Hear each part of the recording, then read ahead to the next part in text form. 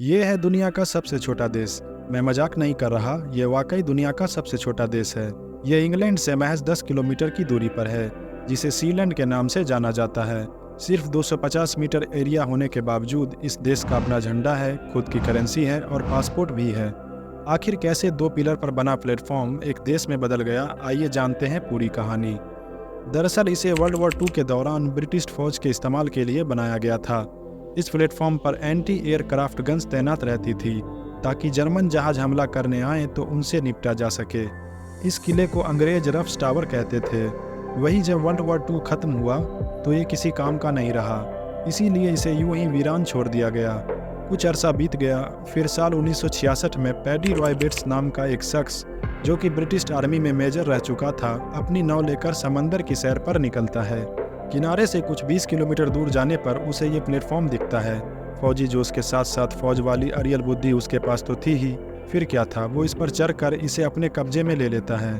कुछ दिनों तक वो यहाँ अपनी बीवी के साथ छुट्टी मनाने आया करता था। फिर एक दिन उसे एक आइडिया आया।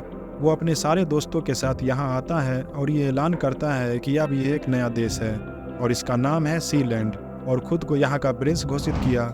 फिर उसने यहाँ का संविधान लिखा, झंडे डिज़ाइन किए, करेंसी डिज़ाइन की, पासपोर्ट डिज़ाइन किया, यहाँ तक कि सीलैंड का राष्ट्रीय गान भी लिखा।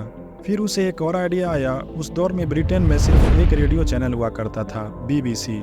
इसलिए रॉय बेट्स ने सोचा क्यों न सीलैंड से रेडियो प्रसारण शुरू किया जाए। इस तरह उसने सीलैंड से एक रेडियो स्टेशन शुरू किया। लेकिन फिर रॉय बेट्स ने सरकार के लिए मुसीबत खड़ी करनी शुरू कर दी। तब ब्रिटिश नेवी की शिप्स सीलैंड तक पहुंची और उन्हें धमकाने लगी कि इस जगह को गिरा दिया जाएगा। तभी रॉय बेट्स के बेटे माइकल बेट्स ने बंदूक निकाल ली।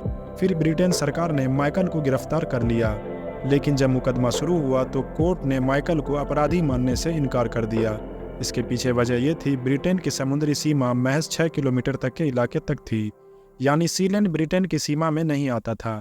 इसलिए ब्रिटेन का कानून भी सीलैंड पर लागू नहीं होता था। फिर माइकल को रिहा कर दिया गया और अब यहाँ प्रिंस माइकल बेट्स के बेटे प्रिंस लियम और प्रिंस जेम्स का राज चलता है। यहाँ जाने के लिए आपको सबसे पहले वीज़ा लेना पड़ेगा। फिर एक बोट की मदद से आपको इस प्लेटफॉर्म के नीचे छोड़ दिया जाएगा। फिर क्रेन की मदद से आपको ऊपर पहुँचा दिया जाएगा। यहाँ टोटल 7 बेडरूम्स है, जो कि पानी के नीचे पिलर के अंदर हैं, और एक किचन है, लिविंग रूम, टॉयलेट, जिम, एक इबादत गाह, यहाँ तक के जेल भी है। यहाँ बिजली विंड मिल से पैदा की जाती है और बारिश के पानी को पीने में इस्तेमाल किया जाता है। यहाँ एक सिक्योरिटी गार्ड को हायर किया गया है, जो 24 घंटे सीलैंड की हिफाजत करते हैं।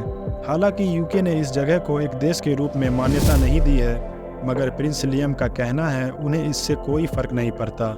वो अपनी ज़िंदगी बिल्कुल आज़ादी से जी रहे हैं। वीडियो पसंद आया हो तो लाइक और सब्सक्राइब ज़रूर करें।